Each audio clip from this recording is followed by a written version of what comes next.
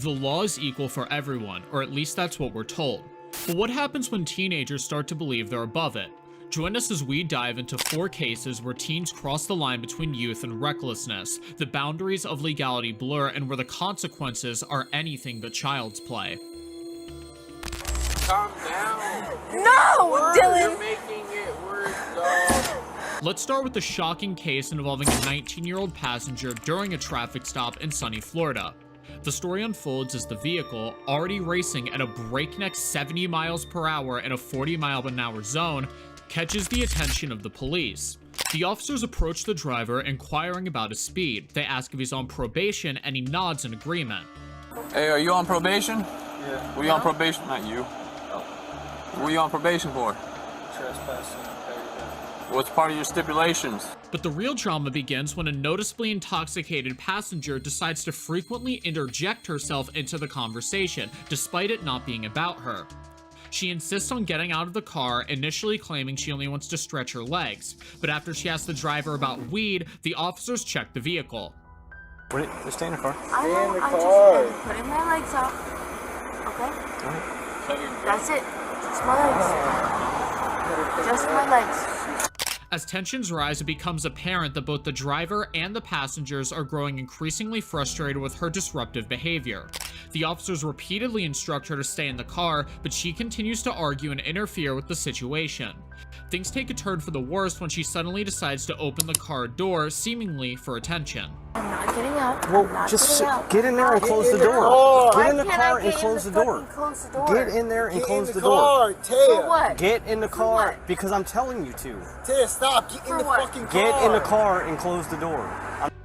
This act triggers a reaction from the officers, who suspect that she might be attempting to flee. In response, they order her out of the seat, which leads to her arrest on charges of disorderly intoxication and resisting arrest without violence. Go ahead and get out. No. Stop. Listen, we're not doing this. I've been telling you. We're not doing this. Get off me! Stop. Despite her protests and her claims of innocence, the situation took a dramatic turn, all due to her disruptive behavior during the traffic stop. Because I didn't have any over circumstances right now. But guess what? What? Let me see him. No! Let me see him. Okay, let me put the seatbelt on you. If you thought the previous case was intense, wait till you hear about what happened at the Milwaukee County Zoo. This incident involves a 17-year-old girl, a 25-year-old woman, and some police officers. What's that? There for individuals. So someone is picking you guys up? Yes, Where's your ride? My ride. She's on the phone. You want to talk to her? I don't need to talk to them. Where's your ride? Now, all of this started on October 22nd, when the deputies were sent to the zoo in response to reports of a fight. When they got there, though, they didn't see any fight happening. However, the zoo's security staff pointed out 4 people that they thought might have been involved in the situation. Deputies made their way to where these 4 individuals were near the zoo's pedestrian entrance. These people were waiting for a ride as they had planned to leave the zoo. The officers asked about their ride and the situation, but things got tense pretty quickly. No, I'm not going to open the gate because the zoo's closed. Hold on. Why do you Okay, so is the sedan over there? Is the sedan over there? Okay, let me go. Okay, let me go get the sedan. Let me go get the sedan and I'll be back. One of the girls became argumentative with the deputy. She mentioned hopping a fence, and the deputy warned her not to do it because he would arrest her. But she continued to argue. You ain't gonna do to me if I hop the fence, then what? You hear my sister on the phone waiting on me. She said she right in front of the building. We just need to walk over there and get over there to her. Okay, how about this? Instead of you guys going all the way over there because it's a long walk and it's like 40 degrees out, we're going to go get that sedan. We'll bring it around. You're not about to do. As they talked, the deputy found out they were waiting for a ride from someone who was still inside the zoo. Eventually, the ride, a woman named Mia, arrived. She wanted to pick them up and leave, but when asked for ID, she initially refused, eventually giving a fake name. Hey there, how's it going? Yeah, they're all right there. Okay. All right, real quick, do you have an ID on you, ma'am? what? Was there like a fight? So the reason we're here today is that apparently there might have been like some verbal altercation between some possible friends or family members or something like that. Despite their objections, the officers decided to check their IDs, and during this process, the tension continued to rise. Please don't touch me! Get out. Don't touch me! I will get out, but don't touch me! Okay, get out. Don't touch me! Don't touch me! Then something unfortunate happened. The 17-year-old girl exited the car and started swinging at one of the deputies. The deputy struck her in response.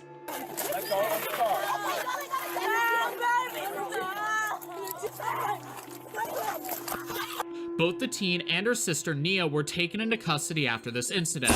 The 17-year-old is facing a felony charge for hitting a law enforcement officer and 2 misdemeanor charges for resisting arrest and disorderly conduct. Nia, the sister, also faces misdemeanor charges for resisting arrest and disorderly conduct. If you thought the last case was intense, get ready for this one. On April 2nd, an unfortunate event occurred in Winton, California, when a 17-year-old boy met a fatal end. Stop right there! Stop! Drop the gun! Drop! Jonathan Daniel Diaz-Doran, armed with an AR-15 rifle, allegedly opened fire on Merced County Sheriff's deputies, hitting a first responder in the ear. Here's how it all unfolded. It all began when the sheriff's deputies got a call about a group of people in a cemetery in Winton.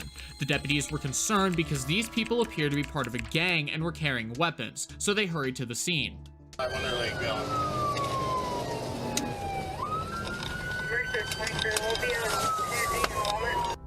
When they arrived, they saw this group of people trying to leave the cemetery in a big hurry. All of the individuals jumped into a car and quickly drove away. The deputies didn't waste any time and went after the speeding car. The chase continued for about 3.5 minutes. The police car was chasing the runaway vehicle until it crashed into a parked car. That's when people inside the car jumped out and began scattering in different directions, running away from the scene. Hey, stop! Stop now! Let me see your hands! Let me see your hands! Mercy. As the deputies got closer to Jonathan, he shouted at him to stop and show his hands. But Jonathan didn't listen, managing to escape and disappear from the deputy's sight. Stop! Stop right there! Mercy, that point's not a living gunpoint. The story doesn't end there, though. Another deputy, Lucy Lopez, arrived at the scene and saw Jonathan, who was armed. She joined the chase and kept telling Jonathan to stop, but he didn't pay attention to her either and continued running away. The situation took a terrible turn when Jonathan turned and started shooting at Deputy Lopez instead of surrendering. One of his shots hit her in the ear, and in self-defense, Deputy Lopez fired back and shot Jonathan 3 times. After all the chaos, they found that Jonathan had an AR-15 rifle without a stock, making it easier to hide. At the scene, they provided medical care to both Jonathan and Deputy Lopez, but Jonathan didn't survive. Deputy Lopez is expected to recover fully. If you thought that was something, get ready for a crazy case that happened in April of 2022. Just can you give like your Yeah, what kind of errands you running? grocery shopping, killing bills, just adult things. Yeah. In this incident, a young teen driver is caught under the influence of alcohol, leading to a tense encounter with the police. It all started when authorities received reports about a possibly drunk driver. When they arrived at the scene, they noticed the teenager's behavior was very strange and rose some red flags. On the way to pick up on my friend, and because I don't like doing things by myself because I have anxiety, so I like people coming on rides with me. The officers began speaking to the teen, trying to figure out what was going on. She explained that she was on her way to pick up a friend because she felt anxious about doing it alone. But things took a worrying turn when one of the officers spotted some pills, which turned out to be Xanax bars right at the front seat of the car. The teen admitted she did not have a prescription for those pills. If you want to, I could show you my medical card. The officers then tried to find her identification in her purse, but this seemed to make her uneasy.